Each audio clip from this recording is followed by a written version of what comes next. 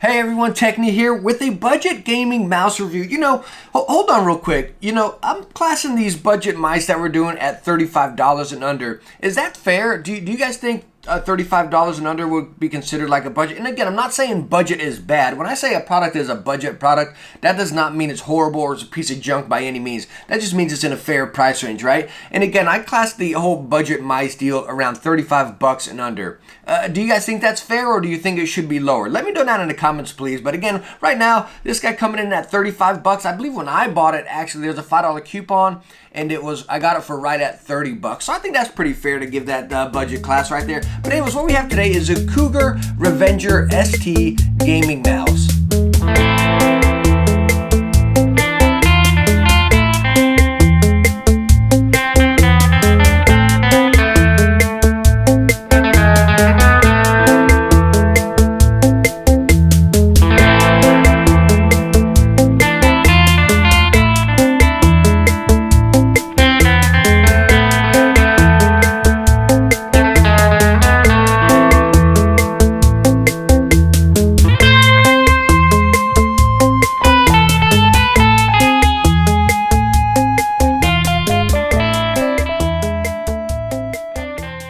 Alright, so we are now in the Cougar software here where you can customize the mouse, and let me just be straight with you here. I cannot stand this software. But anyways, let's go through it real quick. As you see, you can set up 3 profiles right here. Import, delete, copy any profile that you have. We're going to be in our first profile here. Performance, you have your DPI. You can select 4 different DPIs right here, and it adjusts in increments of 100. I only have 1 active, but again, you can have 4 active. You have your polling rate, angle snap, and then whichever format you use in there.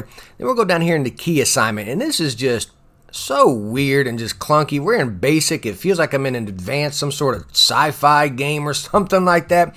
Anyways, to adjust your buttons right here, like say if you want, I don't know, what do we got? Wheel click. You got to take it from over here and drag it down into whichever one you want. It's like, really? Like, that is just so weird. I mean, come on, advanced. I thought we were already in advanced. Anyways, you come over here and do advanced, then your macros. Like, this is an absolute joke. Absolutely ridiculous.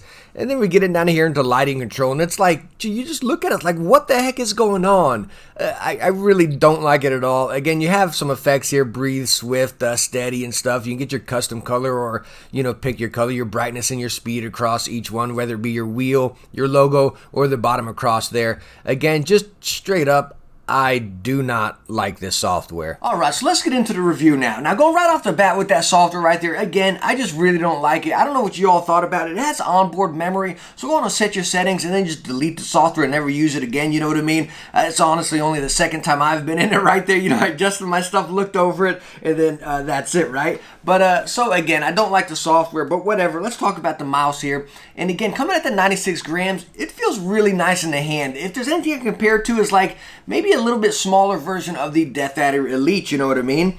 And it feels good. A little bit lighter curves, that's what I'd say compared to the Death Adder. But for a palm grip, very, very nice for a palm grip or a claw right there. Again, it just feels very nice in the hand. Now, on both sides of the mouse right here, as you can see, the grips, they are both rubberized right there on both sides of the mouse. And again, it just feels incredibly cozy. And for me, at least, the side button placement right there was just perfect. Again, when I get my palm grip on, my thumb joints right there on these side buttons, and they feel really nice. Let me give you a sound test real quick. First, the top buttons.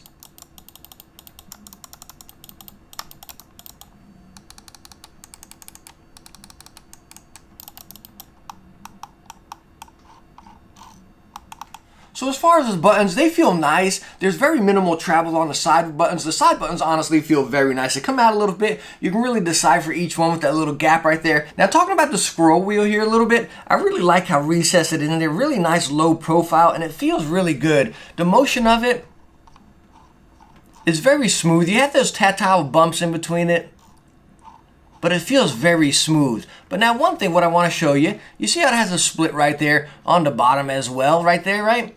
So whenever, I'm kind of the person, I get my palm grip on and my hand is all up on the mouse, you know what I mean? So when I get a scroll wheel, I kind of get up on it and go right there. I'm just not up on the top going with my fingertip. I get all the way down into it, right? But what I want you to focus on, like so my finger's going in and it slides up there. So what I want you to focus on here is the buttons go down and then they kind of chop in right there. That little tiny groove that goes in right around the scroll wheel. And now what I'm showing you there on the scroll wheel, whenever I'm scrolling with those little notches that bump out, whenever I go to scroll and my finger's going in like that, they catch that bottom bit right there. You know, sure, not everyone's going to do that, but at least for me, even if I go in just a little bit like that, and I'm playing for, you know, an extended amount of time, and you're constantly going like that, like after a while, I'm like, what's wrong with my finger? Like, I just couldn't figure it out. I'm like, man, this mouse feels so nice.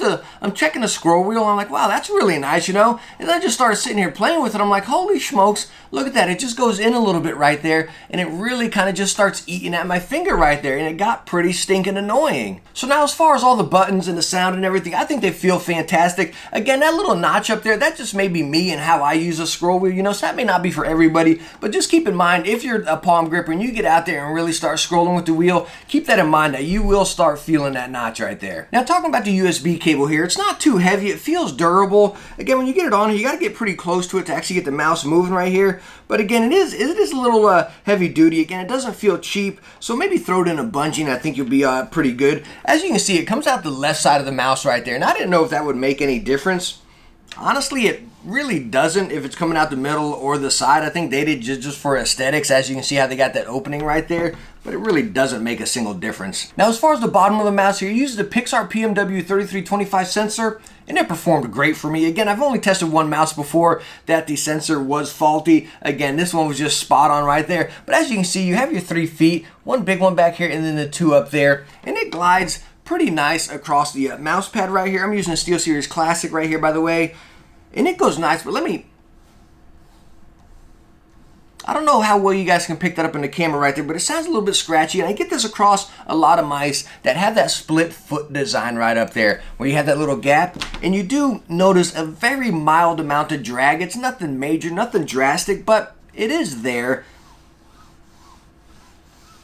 You can hear it a little bit more right there.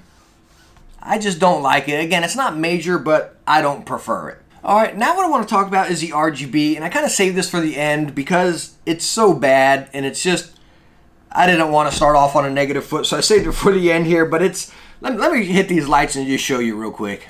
Alright, so now that I got the lights out, what I want to show you, I have this on solid red. And again, it does this if you have it on rainbow effect. As you saw in the software, you can adjust all the effects and everything like that. Number one, you can see the LEDs on the outside right there. It's not like a solid deal. You can see the LEDs right there. And real quick, while I bring you in here, this is not any camera trickery. Like, I know a lot of lights tend to flick. Sometimes you're using the camera with the frame rate going with the lights or anything like that. And I have no effects on here. Again, I have the mouse set on solid red. Let me let you look at the scroll wheel first. Do you see that flickering up there?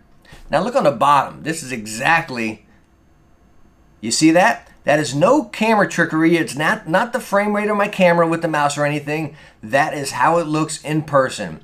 I have it on solid red, and it's like glitching out to pink or something. So again, as far as that RGB right there, I mean, it is horrible. It is so bad. And it does that on any color I do, or even if I put it on rainbow, and it's just choppy. And again, this little glitchiness right here is just like, no way, like it's horrible. I ought to send this thing back in or something like that, you know what I mean?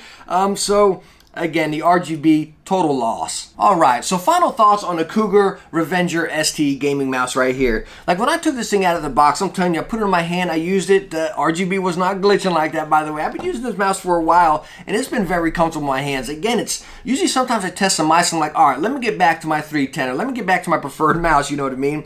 This one really didn't bother me. Again, I just kept on using it every day, and it's not like, oh, hey, let me get back to my other mouse. It was very cozy in the hand, you know? So I was really excited to, you know, I'm like, oh, man, I need to get to reviewing this, you know what I mean? I said, no, let me grind at it and still continue testing it. And good thing I did, because I found those other two things. The scroll wheel right there, and then these lights doing this. So again, at that, even me rating it at that 30 bucks that I got it off of with that $5 coupon, usually 35 bucks, I just can't recommend this mouse. And it's a shame because it feels great in the hand. And I think at 30 bucks, like when I first started reviewing, I said, wow, this is a real winner right here. So do I have a defective one? I don't know. But hey, thank you so much for watching this one. I highly appreciate it. If you enjoyed it, hit that thumbs up and don't forget to subscribe for some future tech videos. And I hope I catch you in the next one. Bye now.